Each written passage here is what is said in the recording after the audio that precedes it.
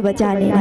और जे ताली नहीं बजाती खमन बर का गई थे जब मधन जानते हो भाई का गई थे आम के रसला जूस गई थे, आम के रसला जूस गई थे। और जब भगवान के भजन में ताली नहीं बजाए होला का कही थे कंजूस कही थे। तो कंजूस आई नहीं करना है भगवान के दरबार में बैठ के। चलो दोनों हाथ ऊपर उठा करके एक बार जोरदार जयकारे लगाओ, बोल सियावर रामचंद्र की।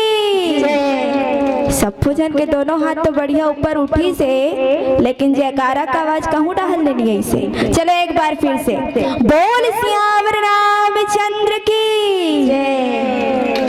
इधर हल्ले से काट कर। अब माता मन हल्ला, चलो अब सब चला मिलके बोलना है भाई, बोल सियावर रामचंद्र की, बोल परिषद हनुमान की, बोल उमापति महादेव की। अभी तो शुरुआत हो है, लेकिन अभी से ही देखा तो आधा जनमन के हाथ ऐसे उठे रिश्ते तो ऐसे हो गए हैं। अभी तो पूरा बाचे है भाई। चलो दोनों हाथ पर उठा करके क्या करना है, हाथ उठा के चोर लगा जयकारे लगा लेना, हाथ उठा के चोर लगा जयकारे लगा लेना। अरे ओ भैया जी जरा ताली बजा देना, अरे ओ